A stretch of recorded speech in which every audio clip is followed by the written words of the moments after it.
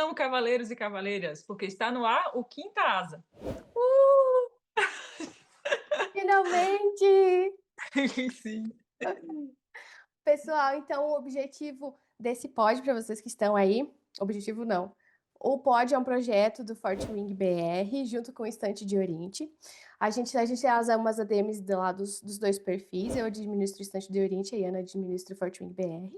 Bom, então o objetivo desse podcast, como a gente já avisou aí pelo Instagram, é a gente acompanhar capítulo a capítulo de todos os livros da série do Empyreano, começando com Quarta Asa, para a gente conseguir aprofundar bem, tanto nas teorias quanto nos foreshadowings, em todos os detalhes que a Rebeca vai deixando aí ao longo dessa história.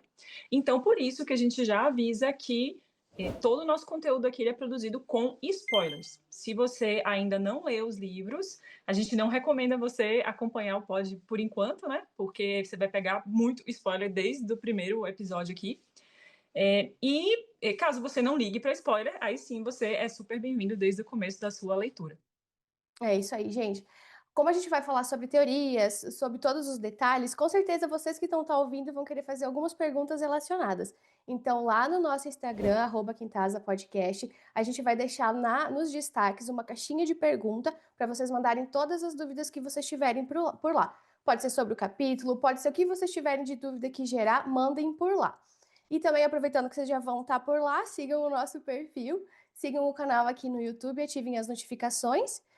E aproveitem também para seguir os nossos perfis, o Fortwing BR e o Estante de Oriente. Nesse episódio do pod, a gente vai falar sobre o capítulo 1 do Quarta Asa. E começando pelo começo, como não poderia deixar de ser, e todo bom livro de alta fantasia, a gente sempre vai se deparar com um mapa. Inclusive, o meu que veio na edição aqui do Brasil está aqui no cenário, porque pessoalmente eu sou apaixonada por mapas e é algo que ajuda a dar um super toque de veracidade assim, para a história. A gente vai, ao longo que a história vai acontecendo, a gente vai acompanhando ali, né, o deslocamento dos personagens. E no caso de Quarta Asa, na verdade, a gente encontra dois mapas, né? Um é o de Basgaiat, que a gente vai ver ali toda a estrutura da escola, das divisões, então a gente vai acompanhando, né? Ah, eles estão aqui na rotunda dos cavaleiros, ah, eles estão no campo de voo, e a gente consegue observar. E a gente tem também o mapa do continente deles, que nesse primeiro livro nem tanto, mas no desenvolvimento da história a gente vai vendo que esse mapa ele cresce também, né, junto com a história. Então, só para a gente se nortear, o continente ou Amarales, ele é dividido em 3 reinos: Navarre, Poromiel e os Ermos. Ao norte do continente a gente tem o Mar Esmeralda e ao sul a gente tem o Oceano Ártico. O Reino dos Cavaleiros de Dragões ocupa a metade oeste do continente, sendo que ele é o maior reino e é dividido em 6 províncias.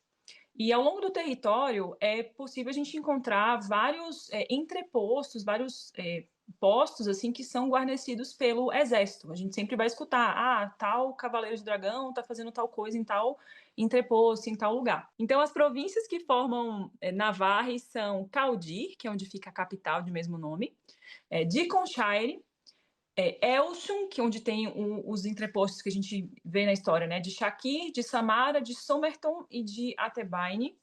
Luceras, Morhaine, que é onde fica localizado o Basgaiat, que tem ali também o entreposto de Montserrat. E em Tyrrendor, a gente escuta, né, falar de Aretia e de Leulen. Tomara que a pronúncia esteja certa. Ninguém sabe. E atualmente ele é governado pelo rei Tauri, conhecido como rei Tauri o Sábio, e no passado foi governado pelo rei Reginald. O rei Tauri ele tem 3 filhos: Halden, Alec, que a gente fica sabendo que ele foi morto pelo Zeiden na Ceifa, né? E Khan, que para nós, né, nosso queridinho conhecido como Arik Greycastle. Um detalhe do mapa também do Fortwing é que conforme vai passando os livros, ele vai ganhando mais pontinhos, né? A própria Rebeca falou que a gente não teve o mapa das ilhas no último livro por causa que teria spoiler. A posição das ilhas teria algum spoiler, né? Sim, Então, também uma das coisas que a gente espera pelo quarto livro, além de todos os bafafá que tem, é esse bendito mapa das ilhas, para saber qual que é a posição certinha delas. E para ver qual sim. que é esse spoiler que tem no mapa, né? Exato. Ah, amiga, você acha suspeito o rei Tauri chamar o sábio? Então, Eu talvez, né, com a é, Rebeca nunca se sabe. aham. Nossa, eu lembro que uma vez eu estava vendo Tauri o sábio, eu falei sábio, mas sábio é coisa de velhinho, será que ela colocou ela Aham. colocaria justamente sábio por sábio, sábio, sábio, só por colocar?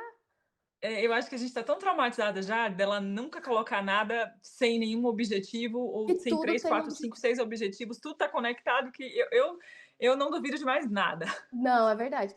Bom, gente, depois do mapinha, a gente tem a frase que já começa também, Rebeca já começa com polêmica. Antes de começar o livro, ela já começa com uma. Acho que na primeira vez que a gente lê Quarta Asa, ou talvez até em Quarta Asa, você não dê muita importância para essa frase, porque você não sabe quem é Gesínia, você não sabe o que que é o Instituto de Basgate, você não sabe idiomas modernos, Malik. Mas essa frase, depois o fandom também surta, porque fala que a Gesínia é a única que fica viva no final da história toda, né? Sim, várias teorias que existem por aí fervilhando em torno dessa frase, né? A mais famosa é que só a Jezinha tá viva e tá contando a história de todo mundo que morreu. Exato. Mas se a gente for analisar essa frase, esse textinho, frase por frase, a gente vê que tem mais algumas coisas ali. Eu vou ler ela completa e aí depois a gente vai falando parte por parte. Então, o texto a seguir foi fielmente transcrito do navarriano para um idioma moderno por Gesina Neyuart, curadora da divisão dos escribas no Instituto Militar Basgaet. Todos os eventos descritos são verdadeiros e os nomes foram preservados para honrar a coragem daqueles que caíram, que suas almas sejam protegidas por Malik. Então, a primeira frase que a gente tem é: o texto a seguir foi fielmente transcrito do navarriano para um idioma moderno. O que a gente vê com isso? Então, quer dizer que o navarriano não vai ser mais um idioma usado nessa altura que a Gesina está contando a história? Será que vai ter uma mudança social tão grande assim que vai mudar o idioma? Porque tem acho que num preparo de batalha eles falam que quando Tirendor se foi unida junto com uma província de Navarra, ela perdeu muito dos costumes, da linguagem. Então talvez tenha algum evento que mude tanto a sociedade onde eles vivem hoje que eles também vão mudar o idioma, talvez junte todo o continente ou todas as ilhas e eles tenham um idioma moderno que seja universal. Sim, pode ser que seja justamente uma pista já indicando que algo de revolução assim maior do que a gente estava esperando possa ser que aconteça daqui até o final da história. É, exato, exato. Outro detalhe que a gente também tem ali é o Gesine Neyuart. Quer dizer que ela e o Sawyer não vão se casar no final dessa história? Ai! Aí já entra, né? Nossa, o que vai acontecer? Será que o Sol morre? Será que. Exato, porque a Gesine talvez não tenha relevância familiar para ele pegar o sobrenome dela, né? Como a gente viu que já aconteceu com a Lilith e com o Asher. Mas então, o Sim. que será que acontece com o nosso Sawyer, com esse relacionamento que a gente chipa bastante? Se ela é curadora, né? Assim, não é uma patente qualquer ali dentro de Basgard, então talvez seja isso, né? Vai que o Sawyer pegou o sobrenome dela, não sei. Né? E também tem uma certa passagem do tempo muito grande aqui, porque para ela ser curadora, agora ela nem mais, acho que atualmente ela não faz mais parte da divisão dos escribas, né? Depois que ela Uhum. foi com os Cavaleiros para Arentia. Então Sim, vai ter um posicionamento, uma mudança muito grande aí também. sim, muito, muito possivelmente, né? Ou É, eles voltam e são reincorporados, ou todo o sistema vai acabar sendo remodelado de alguma forma. exato. E também o Instituto Militar de Basgate ainda existe. Então a gente tem um inimigo que eles vão estar lutando ainda agora. O Instituto de Basgate também é um instituto que foi remodelado, mas ainda tem o militar no nome, então será que ainda temos tretas para. Nossa, quando a gente começa a pensar essas coisas, eu respiro fundo e eu penso, nós ainda estamos na metade da história, né? Ainda Aham. temos pelo menos mais 2 livros aí prometidos, né? Pela Rebeca, então que muita água vai rolar, isso com certeza. Pois é, pois é. E ela abriu muito nesse último livro com a entrada dos deuses e tudo mais, então parece que, tipo, 2 livros não vai ser o suficiente para ela entregar tudo que ela abriu ali dessas pontas soltas. Sim, ou ela vai fazer dois, né? Duas Dois bíblias, tijolos. ou então, não sei o que ela pretende, ou vai começar a sobrepor spin-offs, né? É verdade. A Não, gente não leria também sabemos. super. Inclusive, se ela Sim, lançar, a gente tá lendo. qualquer coisa. Aí o último trechinho é que suas almas sejam protegidas por Malik. Então, independente do que for acontecer, Malik ainda segue sendo o deus da morte, segue eles ainda tendo aquele credo por Malik que ele vai cuidar das almas deles. Então, também, será que a gente pode descartar que o Malik é mau? Que também tem teorias, né, de que ele não seja uma boa pessoa. Ou será que também a Gesínia, em alguma forma, ela vai para o outro lado e todo mundo perdeu? Pois é. Várias, principalmente agora com Tempestade de Ônix, quando a gente começa a conhecer mais sobre os outros deuses, abre bastante isso, inclusive em relação teorias que existem em relação aos nomes das ilhas, né, o nome do continente, e que, na verdade, a gente ouve eles falarem de Malik o tempo inteiro, mas pra gente ainda não está 100% claro como que é a dinâmica desse panteão aí de deuses, né? Porque a gente já viu que tem literalmente de tudo. Sim. E isso é uma coisa que a Rebeca ela faz bastante questão de trazer nas obras dela, que nada é tão absoluto. Nunca é algo preto, preto assim totalmente, ou branco, branco totalmente. Ela trabalha muito numa zona cinza de coisas que a gente acha que são, que a gente entende que é de tal jeito, mas que talvez não seja tão ruim, não seja tão mal, né? Uhum. Até agora a gente não entendeu, a série se chama Empyreano, mas até agora a gente não entendeu qual que é a dos dragões, e cada entrevista que a Rebeca dá também a gente fica assim, nossa, mas como assim? Né? No próximo ponto a gente já vai entrar um pouco mais nisso, e o papel de Malek também acredito que está bem em aberto. Exato. Para mim foi uma grande surpresa ela ter abordado tanto, ter dado tanta importância para os deuses nesse terceiro livro, porque nos dois primeiros a gente não tinha um indício de que eles teriam tanta importância, tanto para a vida deles, assim, porque eles só falam, tipo, tem templos, tem para quem eles oram, mas não é tipo uma coisa tão presente quanto virou no terceiro livro, né? Sim, Talvez, eu achava que ela ia por um lugar que ela ia se aprofundar mais nos dragões, porque, como você falou, né, é o Imperiano e a gente sabe vírgulas. Às vezes também eu penso que ela não dá informação pra gente se sentir como a Violet.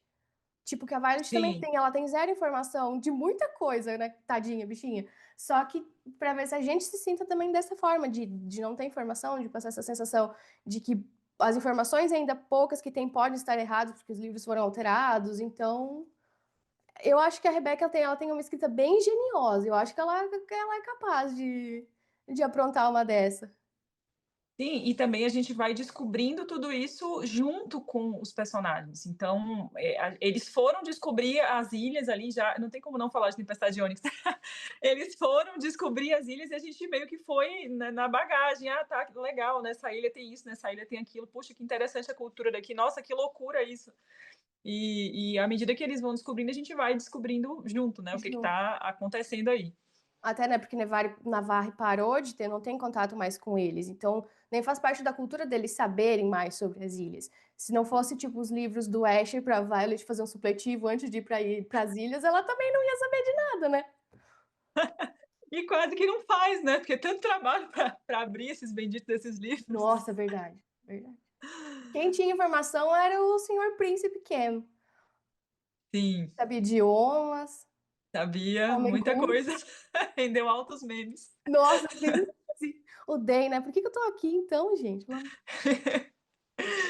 Sim. Bom, então, já dando sequência aqui, né, no livro, logo depois dessa frase de apresentação, que a gente vai encontrar, na verdade, em todos os livros, a gente entra no primeiro capítulo de fato e a gente se depara com algo que a Rebeca, ela colocou em todos os capítulos de todos os livros do Empyrean, que é iniciar um capítulo com um trecho de algum livro, né? Principalmente em Quarta Asa vão ser sempre trechos de livros, geralmente livros que são usados ali em Basgaiat, livros didáticos, tem bastante coisa do Codex também, que é como um código de conduta dos Cavaleiros de Dragões. Tem trechos do livro de Brennan, que para mim é o meu livro favorito nessa parte, porque foi um guia que o Brennan escreveu, como que para deixar de orientação, né, para a irmã que entrou depois que ele, já que ele não poderia estar ali para orientá-la, para guiá-la. E aí a gente se depara com essa frase que é o primeiro artigo do Códex do Cavaleiro de Dragão. Um dragão sem o seu cavaleiro é uma tragédia, um cavaleiro sem o seu dragão é um homem morto. Não sei se é muito auspicioso a gente começar já no primeiro episódio falando mal da tradução. Não só por puro feminismo, porque a frase em inglês, se a gente fosse pegar a tradução mais fiel, seria um cavaleiro sem seu dragão está morto, né? Não necessariamente teria que colocar um homem aí no Homem. meio, até porque temos várias cavaleiras e Fortwing The Imperium é uma série extremamente empoderada do ponto de vista feminino, né? Então, um cavaleiro sem seu dragão está morto. E a gente refletia sobre essa frase, né? Primeiro que pra gente é claro por que um cavaleiro sem o seu dragão está morto, porque ele literalmente está morto. Isso é algo que a gente aprende quando a gente começa ali junto com a Violet a entrar nesse universo dos Cavaleiros do Dragão, que é uma coisa que eu acho muito interessante a forma como a Rebecca fez, trabalhou esse envolvimento da Violet nesse universo, porque até esse momento, até esse bendito dia do alistamento aí, a Violet ela achava que ela ia ser escriba a vida inteira, ela passou a vida se preparando para ser escriba. Então, ela conhecia o mundo dos Cavaleiros de Dragão à distância, porque ela morava em Basgard, porque a mãe dela é a chefona ali, né, a general, porque a mãe era cavaleira, os irmãos cavaleiros, mas ela não era o mundo dela, ela não fazia parte disso. Então, ela teve um tempo assim super curto para se preparar, pelo menos para essa seleção ali, e conseguir, né, de fato, ser aprovada. Porém, a gente vê que muita coisa do universo dos Cavaleiros ela vai descobrindo ali e a gente vai descobrindo junto com ela. Ou então ela vai revisando, recitando trechos que ela leu, que ela estudou, e aí a gente vai, tá, então em Basgard funciona assim, então com os Cavaleiros de Dragão é de tal forma. E aí, uma das coisas que a gente aprende logo é que quando um dragão morre, o seu cavaleiro automaticamente ele morre também. E a gente já viu isso de primeira mão, inclusive, infelizmente, estamos chorando, sofrendo corações partidos até hoje. A primeira vez Mas foi inesquecível. foi, demais. Mas fica aquela dúvida, né? Por que, que um dragão sem um cavaleiro é uma tragédia? Né? Até porque os dragões, eles sempre se colocaram de forma muito autossuficiente, né? Eles sempre são, nós somos os dragões, vocês são réis humanos, humanos, vocês não se metam nos negócios dos dragões, não, os negócios do Imperiano são só do Imperiano, e eles são muito cheios de segredos, né? Cada livro a gente descobre camada e camada e camada de coisas que os dragões não estão compartilhando com os seus próprios cavaleiros. Porém, essa frase, a gente entende que nos dá como que uma brecha para a gente entender que talvez tenha algo aí da relação entre os dragões e os cavaleiros que não está claro. Ou seja, que talvez em algum nível os dragões também precisam dos cavaleiros. Né? Os cavaleiros também são necessários para os dragões, não são simplesmente como que um anexo, né? Até porque se eles escolhem se vincular, eles têm ali o objetivo deles, né? Exato. Eu acho que a única vez que menciona que os dragões precisam dos humanos foi quando foi para fazer as égides, né? Que o Ten fala que eles não têm dedos para fazer, acho que é runas, ou. Eu acho que é a única coisa que que eles precisariam deles, que foi apresentado pra gente, seria para fazer as égides. E depois de uma vez feita, Fica, né? Ou seja, para que eu vou precisar do estorvo de me unir a um humano, né? Sendo que o humano é fraco, o humano é isso, o humano é aquilo. E tem toda aquela coisa deles canalizarem o poder para os humanos, só que isso tem mais a ver com o humano do que com o dragão. Não sei, tem horas que dá a entender que não, que como se os dragões meio que conseguissem influenciar isso, né? Até porque o Iride fala lá, você armou a sua humana com relâmpago, né? Você deu tal dom para o seu humano. Então, às vezes dá a entender que como se os dragões tivessem sim alguma influência nisso. Só que às vezes o que explicam pra gente é que não, é que é como se fosse uma porta aberta desse poder, dessa energia, que são os humanos que vão moldar isso, né, de acordo com aquilo que eles precisam, né? Tanto quando fala da capacidade do Zayden com as sombras e tal, isso era algo que ele precisava para a própria sobrevivência também. sim. E algo que assim, me chama muita atenção, principalmente em relação ao Tair com a Violet, é que ele sempre fala para ela que escolheu ela para ser a última cavaleira dele. Ou seja, como que é isso? Será que isso é voluntário? Será que o dragão ele resolve quando é que ele vai morrer?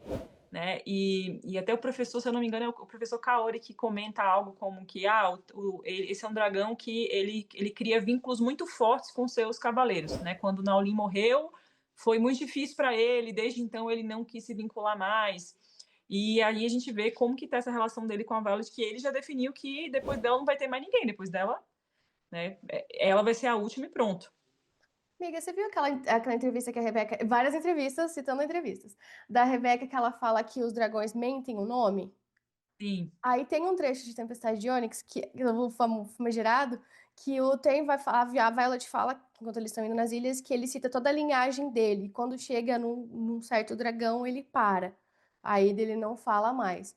Eu acredito que o Tem não tenha tido só a Violet e o Naolin de Cavaleiros. Exista um passado que ele não conte. Ou sim. que ele seja tenha um nome que ele queira esconder, ou alguma coisa que ele queira esconder ali. Porque me parece que ele tem mais mistérios do que. Não parece que são só os dois. Por que seriam só os Sim, dois? exato. Inclusive, toda vez que ela tenta falar sobre Naolin, ele fala simplesmente que nós não falamos sobre aquele que veio antes, né? Tipo, não, aí a gente não entra nesse assunto, né? Aí, se você E vai eu pegar, você vai falar agora. Como assim você não vai me falar assim? É meu irmão, ele ressuscitou meu irmão e você é meu dragão. Como você não quer me falar esses babados? eu acho que isso é uma das partes mais que deixa todo mundo mais curioso, porque né, o que a gente realmente sabe sobre o Naolin, o que a gente sabe sobre o Brennan, estava morto, apareceu vivo, e aí desde então a gente não sabe mais quem tá morto, quem tá vivo, quem é que a gente quer que ressuscite, não ressuscite, não ressuscita, quem a gente quer que fique morto, não Não fica. fica, que saco! É, eu acho que o Tem, quando ele começar a falar, vai sair coisas. Aí, às vezes, ele não fala porque ele quer esconder alguma coisa que ele fez que ele sabe que a Violet vai recriminar. Ou algum passado onde ele fez alguma coisa também. Talvez. Que eu acho que Sim, existam facções de dragões. Dragões que sejam a favor e contra os Venins. Porque se existem cavaleiros de dragões que são corrompidos, ou às vezes até Venins disfarçados, o dragão sabe, ele conhece os pensamentos mais íntimos do cavaleiro, ele conhece o que o cavaleiro pensa. Então eu acho que ele tem que compactuar com aquilo, porque senão ele não existiria um laço. sim, sim, de alguma forma. E a gente consegue ver um pouco disso quando o Zeden começa aí essa transformação dele pro lado negro, porque a gente vê que a Sgale fica pirada com ele, mas ela tá ali, Sim. né? Então, não se rompe o vínculo. A transformação em Venin não rompeu o vínculo. Então, faz sentido isso, né? Que tem muito, apesar deles aparecerem com Weavers, né? Provavelmente tem, se algum Cavaleiro de Dragão se corrompeu, deve ter algum dragão aí, tipo o dragão lá de Game of Thrones, né? O dragão de gelo. Que os White Walkers cataram pro lado dele. Foi, é verdade, é verdade. Pessoal, então quando a gente começa o capítulo 1, a gente vê a Violet indo até a sala da mãe dela, que por sinal é a general de Basgate, e ela escuta a Mira, a irmã dela, tentando convencer a mãe dela a não deixar ela ir para a divisão dos cavaleiros. E a gente sabe que ela não vai conseguir, porque senão não tinha história.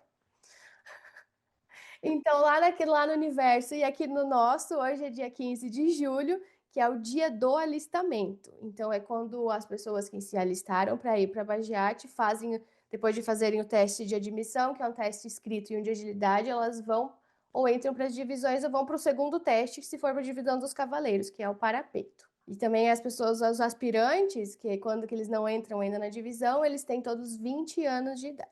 E eles ou vão para a divisão hospitalar, infantaria, escribas ou cavaleiros. A primeira coisa que eu pensei quando eu li esse livro foi que eu não lembrava que a Violet fazia anos que não via a Mira.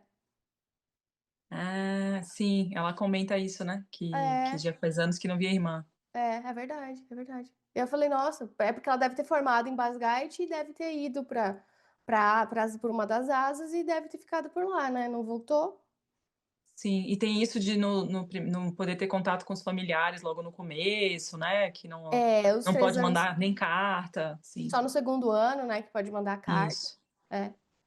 E uma coisa também, acho que a coisa que mais me chama a atenção nesse trechinho é como a gente pode interpretar a conversa que a Lilith tem com a Violet de uma forma diferente, né? A primeira vez que você lê, você fala, nossa, que mulherzinha, né? A filha dela, olha o que ela tá fazendo. E aí, tipo, depois você vê, você lê e ela fala assim, nossa, de todos os meus filhos, se tem alguém que pode sobreviver à divisão dos cavaleiros, é a Violet. Aí você fala, não, realmente ela sempre teve fé, ela sempre acreditou que a Violet conseguiria. Tipo, ela nunca estava fazendo uma sentença de morte, mandando a Violet para uma sentença de morte. Sim, é porque nesse ponto a gente acaba tomando muito partido da Mira. A gente fica assim, nossa, a Mira tá querendo salvar a irmã, nossa, por que que ela não escuta a filha? Nossa, que mulher ruim. Só que aí quando a gente relê, e relê de novo, e relê de novo, E de e novo, também ao longo da própria história, vai mudando um pouco, vai amadurecendo a visão que a gente tem dela, vai ficando claro que essa cena a gente não interpretou da forma mais adequada. E é óbvio, assim, todas as falas dela, é óbvio quanto ela tem fé que a Violet vai conseguir. sim. E também uma coisa da Lilith que fica claro é que ela tem uma versão imensa à divisão dos escribas. Apesar do marido dela fazer parte, aí eu me pergunto, será que ela sabia desse envolvimento da divisão dos escribas com os Venin? E de alguma forma ela não queria que a Violet fosse para lá para ser pega em todo esse contexto de traição de Venin, de guerra, assim. Aí talvez ela estivesse querendo livrar ela daquilo. Sim, eu acho que tanto isso, tanto ela sabia de alguma coisa podre ali dentro da divisão, de todo o envolvimento da divisão em abafar essas coisas das histórias, né? Mudar as histórias, alterar as histórias. Mas também eu vejo que, talvez como mãe, ela via a necessidade da Violet se fortalecer também. E isso é um ponto bem interessante, que a Violet ela é sempre colocada como com essa questão das limitações físicas, das doenças, e ela sempre fala isso, né? Ela olha para a Violet, ela vê a questão do cabelo desbotado, dos olhos, e ela sempre fala, ah, a doença roubou sua força e tudo. Mas, por outro lado, de alguma forma ela queria dar para a Violet as ferramentas para conseguir sobreviver a algo que talvez ela soubesse que estava vindo, talvez ela não soubesse, mas temesse. Então, alguma razão ela tinha. Que ela tivesse o poder de se defender ela mesma, né? Que tivesse alguma coisa que ela conseguisse ser mais forte. É verdade. É verdade. Sim. E aí fala também do cabelo da Violet, né? Que é o cabelo dela, que ela pega na trança, fala que é fraco. Uma coisa também que me chama muito atenção nesse capítulo, que às vezes eu leio, eu sinto, às vezes eu leio que não. Às vezes a Mira fala pra ela assim: ah, o nosso pai não ia querer que a Violet fosse pra divisão dos cavaleiros. Aí ela fala: ele tá morto e ele não pode querer muita coisa. Aí eu fico naquela, sabe, parece a mulher que brigou com o marido, e aí fala: ele não, ele fez o que eu não queria, e aí agora ele se Sim. ferrou aqui. Aí eu não sei se é tipo, ó, por ele morrer, o porquê dele morreu também seja alguma coisa que a Lilith não concorda, que ela tenha falado com essa frase, ou se ele não tá morto, tá em algum lugar que ele foi fazer alguma coisa e ele não pode querer muita coisa nesse lugar. É difícil, né? Porque tanta gente que já morreu, já voltou, que a gente fica sem saber se ela não tá escondendo esse marido em algum lugar aí, até porque o cara já rodou pelas ilhas, já fez um monte de coisa, sabe de muita coisa. E Então a gente não. nunca foi falado de um enterro do Asher, né? Não, Tipo, o não. Brennan fala que eles fizeram, ele fala que foi feito alguma coisa Sim, simbólica, que queimou os pertences, né? Mas o sim. Asher nunca é citado que houve alguma entrega a Malek e ele teoricamente teria morrido em Basgaet, né, do coração. Sim, é só isso. Só a única informação que a gente tem é essa. É. Um homem misterioso.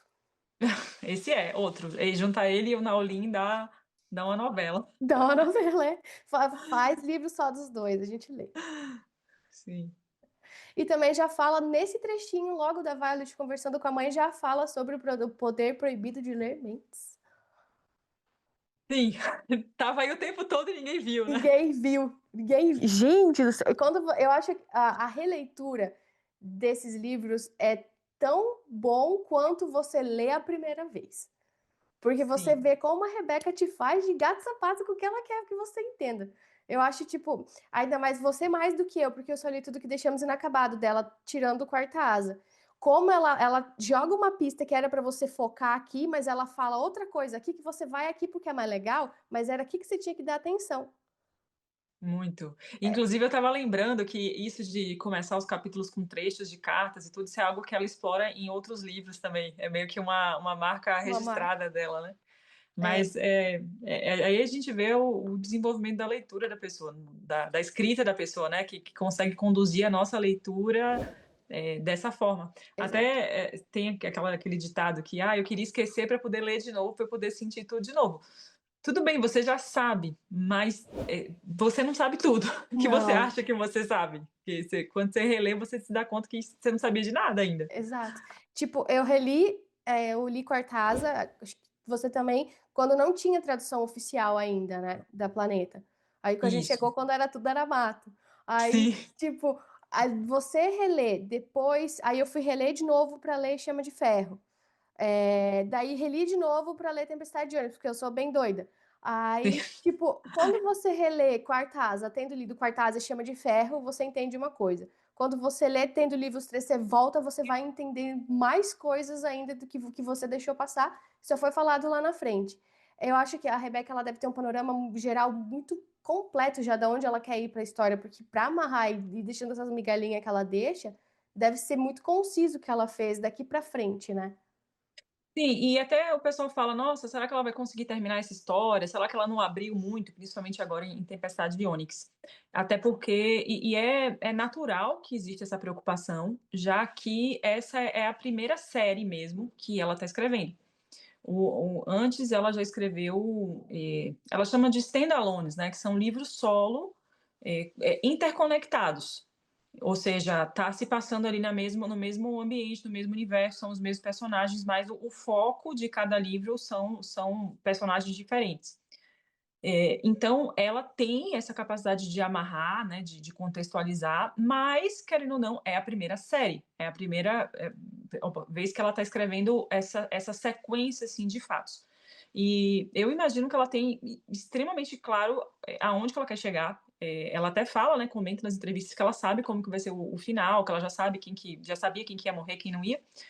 E isso tem que ser, né? Porque senão acaba acontecendo o que a gente vê aí outros autores, né, que também começam séries e acabam largando pela metade porque acabam a história cresce tanto, cresce tanto, cresce tanto que a impressão que dá é que foge da mão deles. E aí ele já não tem mais como pegar aquilo e colocar no rumo porque já não tem mais rumo. Eu tenho esperança de que isso não vai acontecer justamente por conhecer o histórico do que ela já tem escrito até hoje. E também é a primeira fantasia que ela escreve, né? Que a Rebecca é uma escritora de romance. De E, romance. cara, genial, ela é genial. E também ela ser escritora de romance, o tanto que torna a parte romântica da fantasia é muito boa, porque ela é muito boa escrevendo romance, ela é muito boa. E ela traz eu acho que o Cortázar também, ele tem essa construção de universo muito bonita, mas o romance é muito fofinho. Muito. Por mais que a gente fale assim, tem clichês que tem toda. Hoje se fala muito de romantasia, né? Tem algumas coisas que são clichê, que são padrão, mas tem coisas no desenvolvimento, principalmente a partir de Chama de Ferro, apesar da gente ter passado um pouquinho de raiva no começo desse livro. Eu tô super animada para chegar nesses episódios.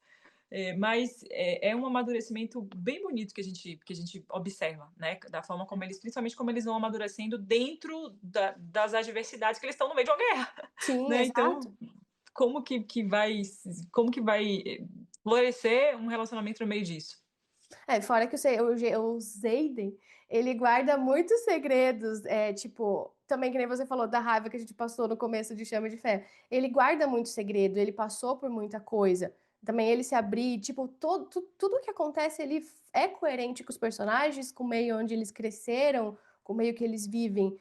Não é uma coisa que é a esmo ali, tipo, faz sentido com a construção deles. Tanto a Violet querer entrar no relacionamento que ela sabe de tudo, quanto o Zayden esconder das coisas que ele sabe, porque não faz sentido ele contar pra ela naquela hora, que ela, tipo, o relacionamento deles é muito novo, e tudo que ele teria a perder, que não é só ele, é toda uma causa, uma rebelião, muitas vidas, é muito bem feito, por mais que a gente passe uma raiva. Sim, não é algo que foi colocado ali de qualquer jeito, né? A gente vê esse cuidado para que as coisas tenham coerência. Exato, exato. Bom, uma coisa que me chama muita atenção nessa parte da história é que, de forma alguma, a Mira acredita que a Violet vai sobreviver à divisão dos cavaleiros. Ela só começa a aconselhar e ajudar a Violet a tentar remediar de alguma forma depois que ela vê que realmente é uma batalha perdida e que a mãe dela vai fazer isso de qualquer forma.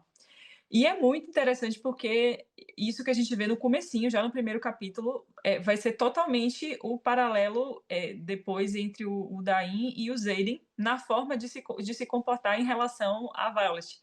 Né, que um quer que ela se desenvolva e se defenda e consiga, né, ter um espaço ali dentro, enquanto o outro quer de todas as formas proteger, falar que ela tem que sair, que ela tem que fugir, que ela tem que conseguir um jeito de sair, que ela não vai sobreviver, que ela não vai passar por isso de jeito nenhum. E é interessante a gente ver que isso começa a incomodá-la. Ela não quer se encaixar nesse perfil ali que foi colocado para ela, né? Ela, mesmo com todas as limitações, ela começa a acreditar que sim, que ela vai conseguir passar por isso.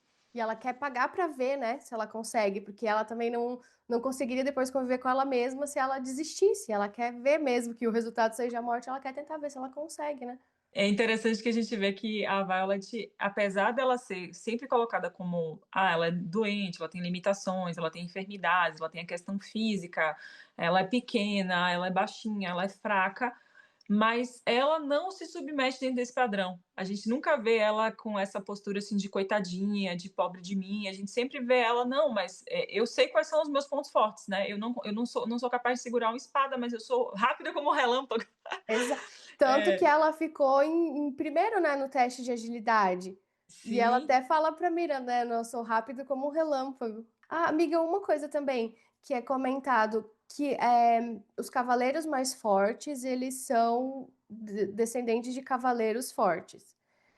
Então, a gente pode presumir que os Sorengueios são de uma linhagem de cavaleiro muito antiga e muito forte?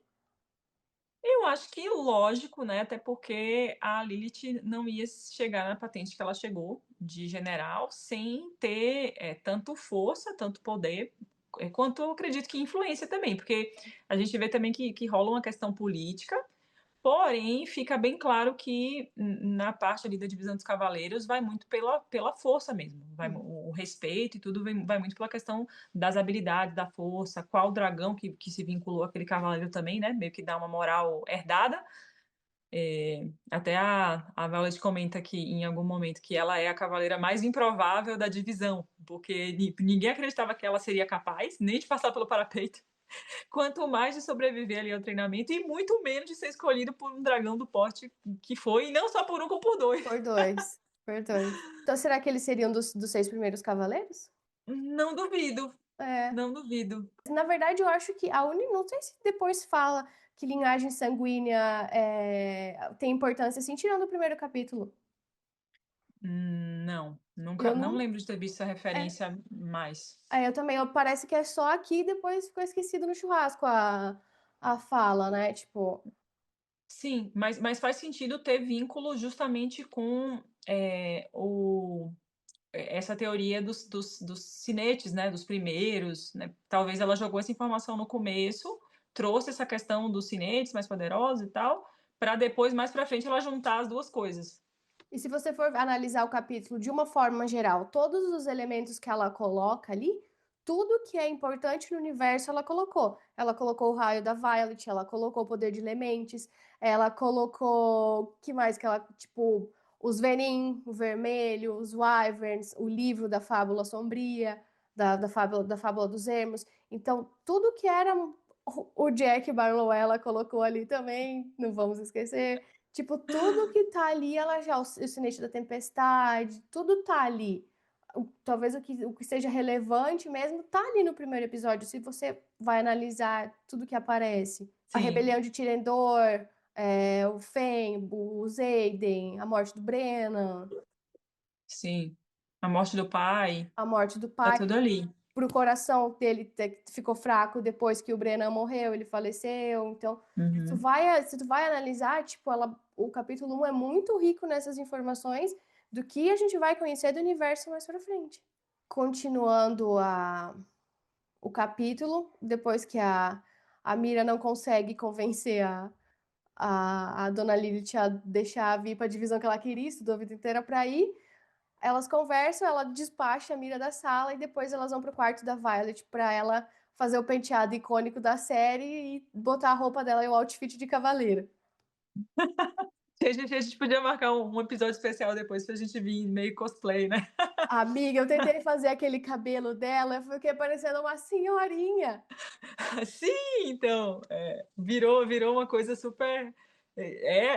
Meio que um penteado de época, né? É, e trançou e fez aqui. Eu falei, uau, vai ficar bonito. Aí fui fazer, falei, deixa assim.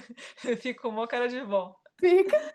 Bom, então aqui a gente descobre também informações, né, que o parapeito é o que é o parapeito, né, que a Violet vai ter que atravessar, que é uma pontinha de 45 centímetros e 60 metros para baixo.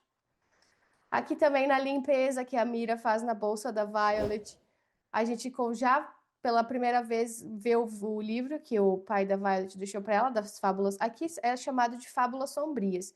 É a única Sim. vez que vai ser chamado de Fábulas Sombrias. Depois a gente fala das Fábulas dos Ermos, que seria uma coleção de fábulas que elas alertam sobre o perigo da magia e até demonizam os dragões. Sim, e até que ponto isso é exagero ou isso está errado? Porque, como a É. gente já comentou, a gente não sabe ainda, né, qual que é a dos dragões. E pro Escher, ele até fala no Tempestade de Ônix, né, que se para atravessar o parapeito, que foi pra divisão, ele já vê como se ele tivesse falhado com os filhos, né? Que ele não conseguia Sim. evitar que o Brennan fosse, não lembro se é falado da Mira. Aí ele fala pra Violet também ficar atenta com o Den, que se ele também cruzasse, ele teria que não seguir os caminhos do pai. Sim, ele já sinaliza que ele sabe que o pai do Den tá metido com alguma coisa mais escusa aí dentro, né? Aí o que eu fico com uma das pulgas atrás da orelha é tipo, se ele era um escriba e ele defende não entrar na divisão dos cavaleiros, e a gente sabe que a divisão dos escribas é o antro dos velhinhos, ele seria um velhinho? Pois é, rola essa teoria por aí. Eu fico imaginando como que devia ser esse casamento, né? Porque ao mesmo tempo que os dois parecem totalmente devotados e apaixonados um pelo outro, mas a questão do alinhamento, nesse caso, é bem drástica, né? É, A Lilith fez de tudo para a filha que ia ser a única filha que ele catou para ser escriba. Acredito que usando como argumento, não, essa filha que é doente, é fraca, pelo menos essa daqui deixa eu levar para a divisão dos escribas. A mulher faz de tudo para puxar para outro lado e do lado dele ele tá arrasado, ele se sente, né, que falhou com os filhos porque os filhos viraram cavaleiros. Então, com certeza não estava havendo eles não estavam entrando em acordo nesse ponto. é, Então, claramente tem muita coisa aí que a gente não sabe ainda. pra variar, a gente nunca sabe de nada nesse livro. Nunca. Nunca. Sempre quando que eu tô juntando textos para fazer posts mais aprofundados para o perfil, eu sempre fico naquela, nossa, mas isso refuta isso. Isso é uma informação que não bate com essa. Aí é aquela coisa que te falou antes, será que a Rebeca quer despertar esse sentimento da gente de que tem alguma coisa errada, algum dos lados está escondendo alguma coisa muito forte? O que que acontece, né? Porque tem bastante divergência de informação, de ideias. Sim, tem. Inclusive, ela chegou a soltar em algum momento que as próprias frases dos começos dos capítulos não são necessariamente todas verdadeiras. E a gente fica, tá, como? E aí? É, tipo, porque a gente às vezes se baseia naquilo ali como uma informação. Só que se tu for ver, Sim, também faz totalmente sentido, porque os livros existem livros que datam 400 anos atrás, e se não foram alterados. Então, se eles foram alterados e reescritos, a gente não pode confiar nesses livros, não. né? Tipo, você fica E assim, e agora? sim, e agora? E agora, né? Tipo, Espero saber algum dia. e isso é uma coisa que o Escher sabia, que a história tinha sido reescrita. Sim, Aí, às vezes, será que ele estava na divisão dos escribas, entrou? Porque existe outro Daxton na divisão dos escribas que a gente vê pelos livros. Então, talvez sim, pode ser que ele seja um escriba de família. Então, sim, daí, quem sabe, ele tenha se aprofundado e visto como a corrupção. Mas aí, por que que ele gostaria que a Violet fosse ali para acabar com essa corrupção? sim. Dá para ver que ele, assim, com isso dos diários, dá para ver que ele deposita bastante esperança nela, né? Aquela É, carta que ele deixa para ela também. Então, acho que os dois, tanto o pai quanto a mãe, talvez de forma diferente, estavam confiando algo a ela ali, só que eu sei que Harry Potter é um tema meio queimado, Mas para mim é muito essa vibe do Dumbledore morrer e deixar o Harry com a missão que nem ele sabe o que que é, e deixar um livro de historinha de criança que não é de criança, sabe? É Sim. impossível não traçar esse paralelo, porque para mim foi a primeira vez que eu me deparei com esse tipo de enredo. E é muito claro que eles deixaram algo ali para que ela pudesse resolver, E né? até andar na fala, né? Você eu sabia que você era minha porque você tinha o coração de escriba, mente de escriba, coração de cavaleiro, ou alguma coisa Sim, desse tipo, né? Às vezes ela precisa sim. ter o conhecimento dos escribas da história, esse conhecimento mais técnico e a visão de um cavaleiro, a ligação que ela tem com os dragões. Talvez os dois pesos importem para a jornada final do continente, eu acho. Sim, acho que agora já dá para ver que isso dela ter sido criada como escriba já é bem importante para o andamento da história. E tanto que o pai dela ainda cuidou para que o Den aprendesse os idiomas, né? As coisas que ela tinha dificuldade de manejar, ele falou: não, então eu vou colocar aqui esse moço aqui, já que você não está conseguindo aprender isso, ele vai aprender. Então não só preparou ela, como criou ali, né, ao redor todo. é, Eu tô rindo porque eu tô lembrando da cena da tiazinha Sim, confundindo. eu ia dizer, ele ainda bancou a vovó casamenteira e falou: esses dois aí podem É, deixar minha filha encaminhada com o DEM aqui, se ele não cruzar o parapeito. sim, mas Mal as coisas não sabia. foram bem do jeito que o papai imaginava. Mal sabia ele. Ah, e daí aqui também a gente tem o livro, né, que a Violet leva, que é os livros dos venenos, e a gente tem o livro do Brennan, que O é livro dos o maior venenos. aliado da Violet nos desafios dos combates. Sim, é o livro dos venenos que só reforça, né, que a Violet de coitadinha não tinha nada. É E verdade. ela tá usando o que ela tem de habilidade. Se o que ela tem para usar como arma são livros e conhecimento, pois que seja. É muito da Violet, né? Se existe um caminho, mas ela não é compatível com aquele caminho, então ela descobre o dela. Tipo, não Sim. existe um jeito correto de fazer. Sim, na armadilha também ela faz isso, né? Tem uma parte que ela não estava conseguindo passar e ela dá o jeito dela. Ninguém falou que não podia. Exato. Aquela manobra que eles fazem também de pular do dragão em movimento, que eu nunca consigo Sim, imaginar nada que tá acontecendo ali, porque e pula e salta pra cá e salta pra lá, isso dá certo com ela, a gente acredita nela, então deu certo, tá top. sim, E os dragões também, uma coisa que é citado nesse trechinho é que nunca existem dragões suficientes para se unirem com os cavaleiros, né? Então também, para mim, ressalta muito aquele fato de que existem duas facções de dragões. Porque uns querem se unir e outros não querem. Talvez uma facção esteja disposta a lutar contra os Venin porque eles sabem que existe. sim. E outra quer ficar de boa nas Égides, ou... Eu penso também que tem alguns dragões que não querem se unir para não despertar acinetes fortes nos cavaleiros, para não ter igual um equivalente Venin. Mas aí também... Sim, para não alterar o equilíbrio aí da coisa, né? Mas é meio covarde deles também. Sim, né? Porque se é algo que está ameaçando todo mundo, né? É. Outro ponto também que fala é que os olhos da Violet, eles variam muito entre o azul e o âmbar. Eles nunca é uma cor sólida. Aí eu acho que é um paralelo muito grande com a Andarna, né? Que ela também não tem uma cor definida. Sim, que a gente só vai descobrir depois, né? Que na Depois, verdade a cor dela é isso do iridescente, né? Ela pode trocar de cor, ela se camufla. Muito bonito isso. exato. Nossa, ansiosa pela série. Né? Ansiosa pela série com um bom CGI. Com bom, vai dar um trabalho ali, mas acredito, mas vai dar um trabalho pra fazer esse bichinho. Ai, no primeiro capítulo também a gente tem a Violet já entregando que teve dois namorados. Tem, tem, o pessoal fica se perguntando, né, quem que foram esses, né? Quem Mais pra que frente a gente conhece um. é, né? E o segundo aí da infantaria, né? O segundo namorado dela. Depois de todo esse momento de integração entre irmãs, da Mira aceitar que a Violet vai mesmo, e da sessão de banho de loja, né? De botinha de cavaleiro, Antes. colete com as escamas do Tane, né? Do dragão da Mira, que ela conseguiu encolher e montar esse colete, e dar a recomendação que a Violet use até enquanto estiver dormindo, que não tire para Aham. nada, né? De tanto que é pesado o clima ali em Basgate para os primeiros-anistas, né? Já que tem toda essa concorrência em relação aos dragões que vão estar disponíveis, se não vão. Então, quanto menos gente tiver no primeiro ano, melhor.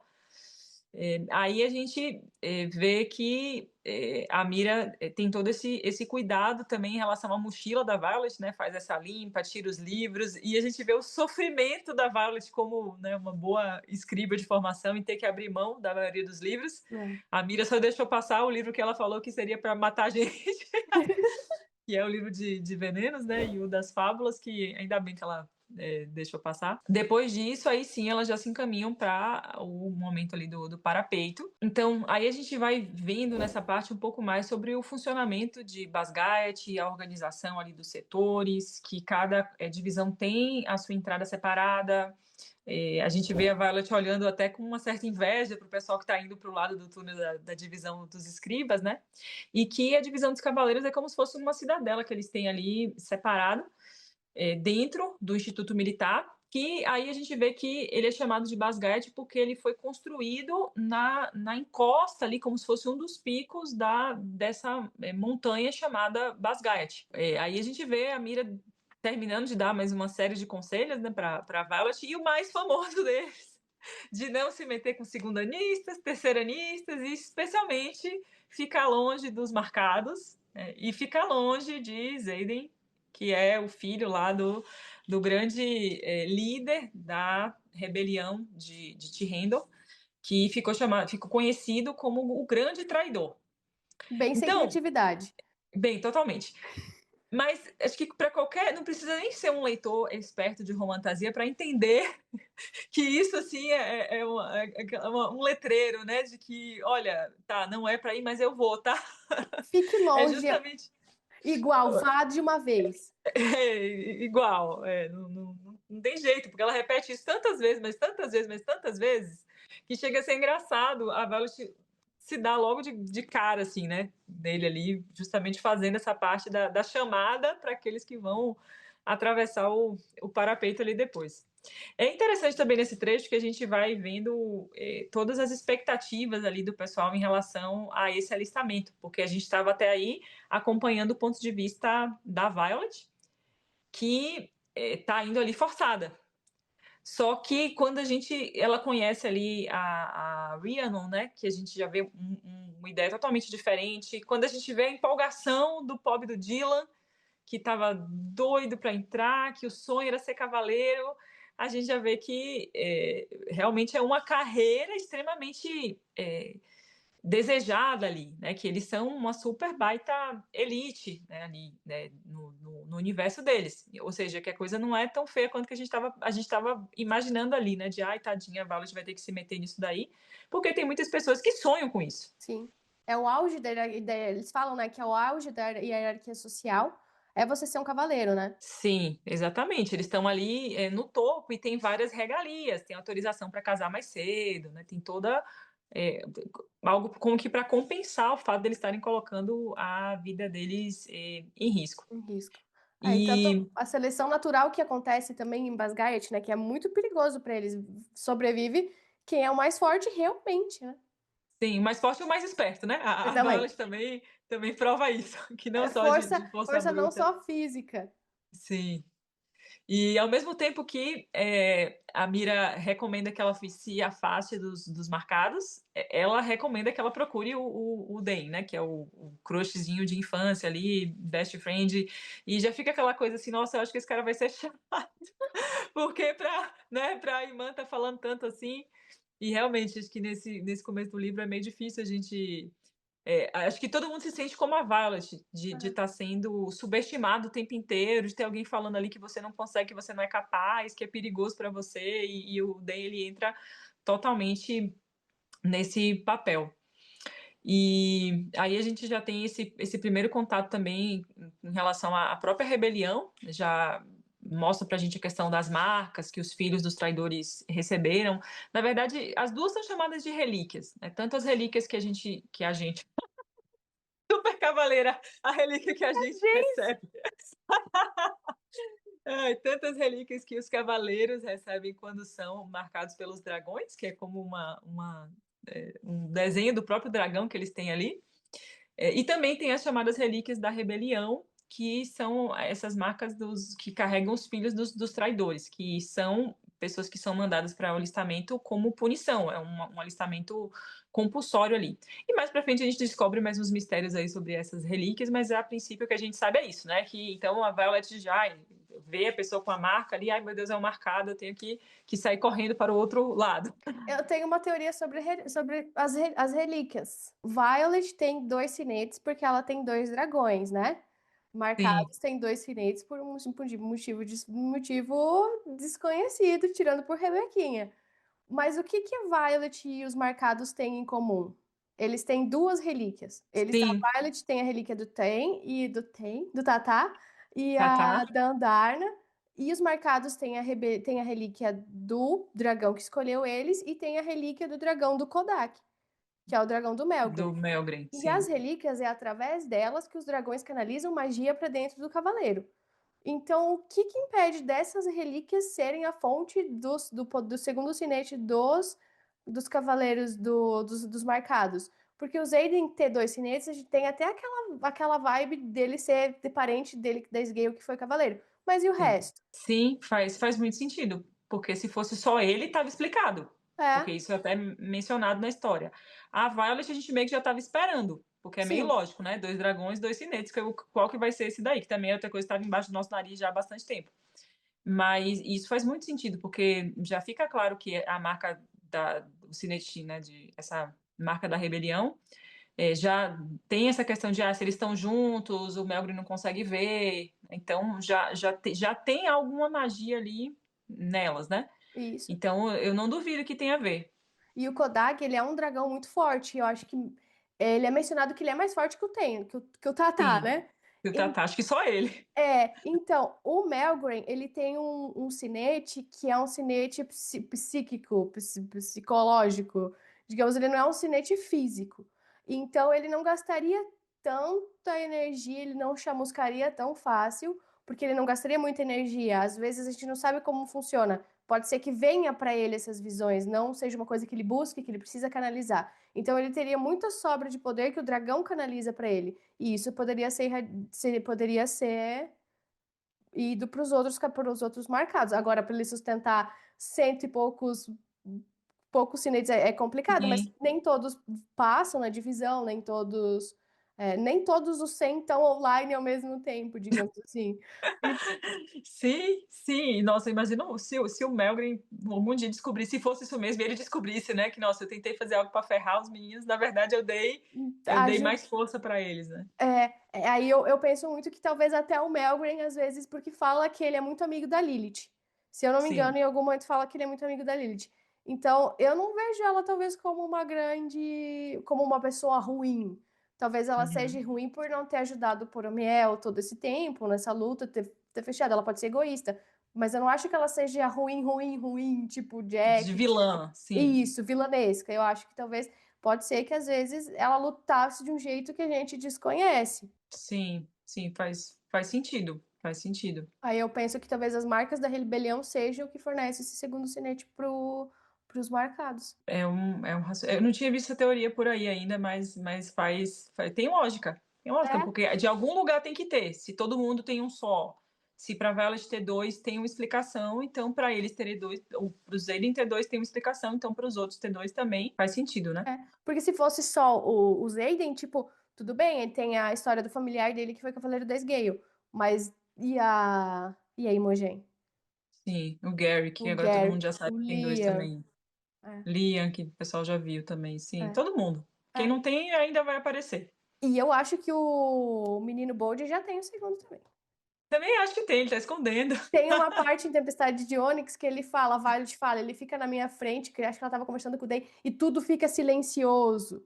Ah, sim, sim, sim, claro. Faz sentido também que é algo que, se a gente vai por essa ideia de que os cinetes são coisas que eles precisam, então faz todo sentido que eles consigam conversar, já que eles estão ali no meio de uma rebelião, que eles consigam conversar sem que ninguém escute, né? Vamos ver o que, Exato. que a Sloane vai desenvolver agora. Que ela já tem um poderosão agora. Já. Né? E também nessa parte, né, que a gente vê que a Valent conhece a Rhiannon, e nesse momento já se forma essa super amizade ali entre elas, naquela cena icônica da troca da botinha. Da botinha. Que sobre isso a gente tem também uma ressalva em relação à tradução, porque desde que começou tudo isso, ninguém para de todo mundo tá repetindo toda hora e todo momento que a Violet é pequena, é miudinha, é fraquinha, é tudo pequenininho. E aí quando a gente foi ver que a bota era tamanho 38, a gente ficou: "Gente, mas como que uma tampinha calça 38?" Não é uma coisa que é impossível de acontecer, digamos, mas você se Não. espera que Sim, geralmente é uma coisa proporcional, né, uma pessoa mais exato, alta calça 38, a pessoa menorzinha calça 35, 36. Então a gente foi investigar, né, porque a gente sabe que tem diferenças de conversão, de tamanho, né, de roupa, de sapato de um país para o outro, a gente foi atrás e realmente, no original, a Violet ela não calça 38, ela calça o que seria o equivalente a um 36 aqui no Brasil. Então não é exato. uma bota gigante que ela trocou, com a Rihanna, uma botinha super proporcional ao tamanho dela, e com certeza a irmã dela sabia, né? Já que foi ela que deu a bota para Violet. Eu acho que na hora da E tradução, tipo, no original tá escrito I am a seven, e aí o seven deve ter traduzido 37. Só que o 7 nos Estados Unidos a gente não bota o 3 na frente como o Brasil, né? É só o 7, daí equivale a 36 no feminino no Brasil e Estados Unidos. E a Rhiannon tá aí também, tá aí, é 37, não 39. Ah, e também nessa fila, aí tem a Vi, a Rhiannon na frente, o Dylan, o pobre do Dylan, primeira vítima de Rebecca Yarros, na frente da Ri, e atrás a gente tem um menino muito pentelho, um menino extremamente pentelho extremamente que pentelho. até hoje ele nos pentelha. Sim, sim, é um pentelho resistente, resiliente. O menino é montanha em cima, ele aguenta tudo. É tudo, é tudo. E tá aí apurrinhando desde o primeiro capítulo. Nem sei quem lembrava que esse menino tava aí já desde o primeiro Nossa, eu não capítulo. lembrava, não. Mas nesse primeiro capítulo ele também já entrega várias pérolas que, ao longo assim, do tempo, quando a gente vai reunindo mais informações, já vão começando a deixar a gente bem com a pulga atrás da orelha. Exato. A primeira, uma dos trechos que é o aspirante risonho atrás de mim nos alcança, subindo suado e vermelho. Sim, ou Então já seja, tem para que essa. tão afobado? E também você já tem associação com vermelho e venim, né? E a gente vai ver que de 10 coisas que ele fala nesse capítulo, 11 são vento. Tudo dele é vento, vento, vento, vento, vento. Então, alguma coisa ele estava sabendo aí, né? É muita coisa do vento. Será que talvez não seria a Teófane ali mexendo com o clima do. Porque conforme a gente vai passando o capítulo, tipo, a gente vê a Vi conversando com a Mira, indo pra torre. Ela fala, o céu está mais escuro. Aí quando ela chega no topo da torre, ela fala, é falado de vento o tempo todo. Quando ela Sim. chega no topo da torre, que o Dylan começa a atravessar o parapeito, daí já começa, deságua uma chuva. Também é falado no livro que em julho é uma época de um clima úmido e quente que também é propenso para uma tempestade. Mas Uhum. num livro desse, com sinete de tempestade ou com a Teófane, será que talvez não é alguma coisa, já alguma pré-seleção da Teófane ou alguma coisa que ela faça para evitar que tenham cavaleiros? E também tem algumas teorias que chegaram a comentar que deve ter sido a Lilith que lançou essa tempestade para atrapalhar a Violet, mas se a gente já ajustou essa nossa visão em relação a Lilith, não faz sentido. Aí já vi também pessoas comentando que a Lilith que invocou a tempestade para poder a Violet se sentir acolhida e tudo, mas uma tempestade nessa situação não faz muito sentido, vai mais Nossa, atrapalhar do que ajudar. vai meio subir medo lá em cima, né? Exato. E o Jack também, ele chega um momento que ele coloca pressa nas pessoas que estão na fila para atravessar o parapeito, né? Ele fala: "Olha, adianta aí, porque eu tenho coisa para fazer aí dentro". Assim, todo mundo tá ali na mesma, todo mundo vai ver se consegue passar, todo mundo. Para que ele tá com tanta pressa para entrar? Né? É. Então, já dá para ver que provavelmente o Jack foi alguém plantado ali, foi alguém que foi colocado desde o começo, a gente nem esperava, a gente achava que ele estava ali só enchendo o saco, que ele era assim mesmo, Só era mas já, chato? sim, só era chato, insuportável. Mas já dá para ver aí, com essas dicas que ele vai dando, que ele provavelmente foi plantado ali em Basgate já com algum objetivo muito claro. Será que a gente poderia definir esse objetivo dele como derrubar as Égide? Que foi o que aconteceu mais tarde? Sim, eu acredito que sim. Porque se ele estava de conluio com os Venin desde o começo, ou se ele já era um Venin num estágio que não dava para detectar, né, assim, inicial, e claramente o objetivo dele sempre foi derrubar as Égides, eu acredito que sim. Até porque as informações que a gente tem sobre os Venin, eram muito, né, eh, nesse momento, as informações que a gente tinha sobre os Venin eram muito, assim, preto no branco. A Uhum. gente não sabia que existia isso de que, nos estágios iniciais é de tal jeito, que Exato. eles não são detectados, que só quem consegue perceber é o outro, que se passa por uma pessoa praticamente normal, que o brilho vermelho aparece, depois some, né. Então depois que a gente começa a ter essas informações, a gente olha para a história de uma forma totalmente diferente. É a mesma coisa com o segundo sinete do Zayden. Quando a gente descobre que existe esse segundo sinete, vira outro livro, Vira outro livro. totalmente. E tá lá, por isso que eu falo que reler também é tão mágico quanto você lê a primeira vez, porque daí você vai percebendo, ao invés de se emocionar com a história, você vai percebendo o quanto a autora é boa e como ela realmente planejou todos os acontecimentos ali para acontecer. Da forma como a gente tá vendo agora também. Eu tenho certeza que quando lançar o 4, a gente começar, se for pegar para ver de novo, vai ter mais coisa ali na. Com certeza, outras camadas. Outras camadas, é verdade. Aí, chegando no topo da torre, para ela atravessar o parapeito, a Dona Violet vê o homem mais lindo que ela já viu na vida. A gente não sabe se ri ou se chora, né. Ela ficou Você encantada, ficou né, encantadíssima. o que será que aconteceu, né. Fique E aí, longe. o que a gente estava falando, a gente descobre o segundo sinete dele e a gente já agora a gente já sabe que ele percebeu tudo isso que ela sentiu e que ela pensou nesse exato momento. É verdade. Então, né? Então. Aí eles têm uma conversa, né, sobre o deles estarem kits, né? Porque ele matou o irmão dela e a mãe dela matou a mãe dela matou o pai dele. Ele fala nem perto. Sim, que também a gente só vai entender isso no final de Quarta Asa. Ai, essa frase é muito boa, mano. Qual? Que se vira pra mim de imediato e meu coração retumba no peito por todos os motivos errados. Sabe Acho que eu aquela, quero dar sabe um aquela gancho pra cena de meter isso aqui. anime que daí, Sim, tipo, passa o personagem principal masculino pela feminina, aí dá aí a tela fica meio que congela. branca. Sim, Ventos. sim. Gente, gamou na primeira vista já. Na primeira vista. Na hora, quando eu estava relendo que me caiu essa ficha, eu pensei, gente, isso é muito a vibe Romeu e Julieta, né? A coisa de famílias rivais. Não sei se isso se torna até mais atrativo, aquela coisa de que o que é proibido é É, aquilo que me fascina, é aquilo que me atrai. Então, talvez de tanto a Mira ter avisado que se afaste, se afaste, se afaste, e dela saber quem era, e de todo o histórico da rebelião, da punição da rebelião, claro, da visão que ela acaba tendo dele, e na prática ela vai se dando conta que não é bem do jeito que tinham pintado para ela, e vai aumentando ainda mais os atrativos, né, é. da coisa. Até, Então, até um detalhe, tipo, da marca da rebelião, tipo, como ela viu os marcados no começo do livro e como ela termina vendo os marcados em Quarta Asa, né?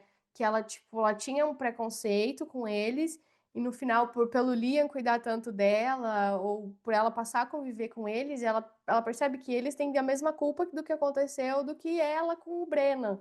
Tipo, os dois são exato. resultados de uma guerra. Sim, são vítimas de algo que não é que não deu certo, né? Porque guerra sempre tem consequências para os dois lados, mas no caso deles, como a rebelião foi suprimida, entre aspas, né? Porque essa é a história oficial, eles acabaram ficando com essa carga, né? Com esse estigma de serem os filhos dos traidores. E a gente vê que, na verdade, eles formam uma família ali, né? Um tá Sim, pelo outro, um tá protegendo o outro, eles se juntam para poder se ajudarem ali nos treinamentos, nas provas. E, querendo ou não, a Violet acaba sendo inserida no meio disso, né? Tanto pelo vínculo dela com o Zayden, depois já apoiando de forma direta a rebelião, e todo o esquadrão dela, que são as pessoas que ela cria os vínculos mais próximos ali, já que são as pessoas que estão guardando as costas dela mesmo, acabam embarcando junto nessa. a Então, Imogen também tem uma relevância boa depois, né? Que ela treina sim, ela. É bonito como a história cresce, né, a gente É. começa ali uma história, estão ali no instituto e tal, é uma coisa de competição interna e a gente vê que a coisa vai depois no segundo livro a coisa ganha uma proporção e depois no terceiro livro a coisa e eu fico pensando: "Meu Deus, mas pra onde que essa mulher vai crescer É, mais agora ela, disso, né?". ela escalou, ela foi para outros continentes.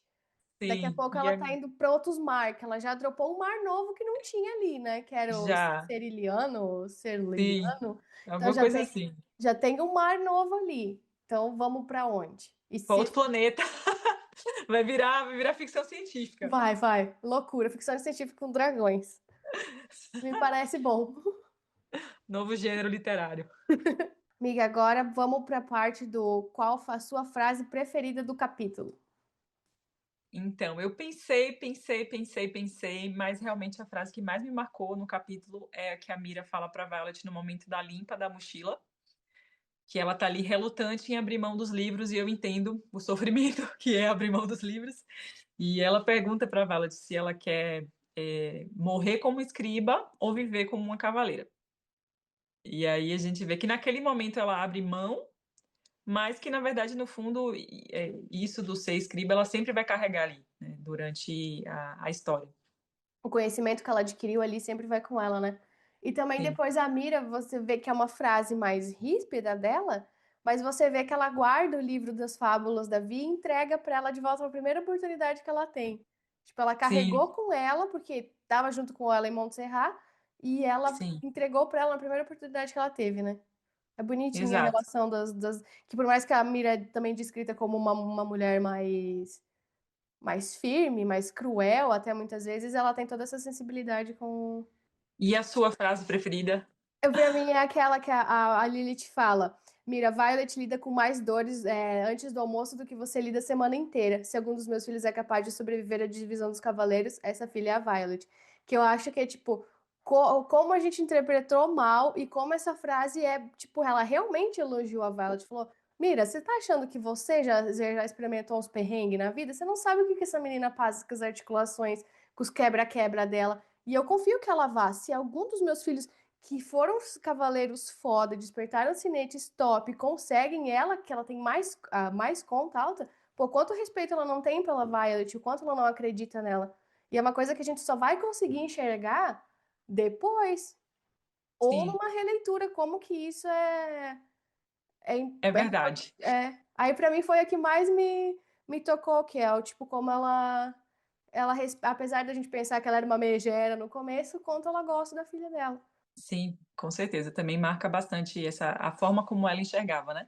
É, Aí, pra mim, é a minha preferida pelo sentimentalismo que traz com a mamãe Lilith. Sim.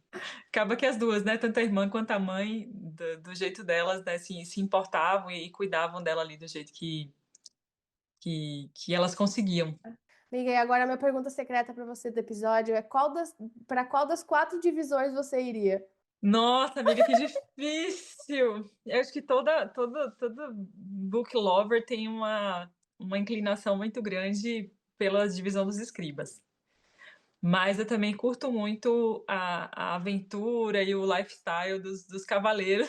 Então, eu acho que a minha situação seria muito parecida com a da Violet, de estar inclinada assim para os dois lados. Se eu sobreviveria ao parapeito, à armadilha, às ceifas, se algum dragão ia simpatizar comigo, eu acho que sim, né? Porque esses dias eu já estava falando, né? Não, quando eles nos marcam com uma relíquia, Já então estava talvez inclusa, não precisava nem ter sim, perguntado. sim. Mas eu acho que seria por esse lado aí.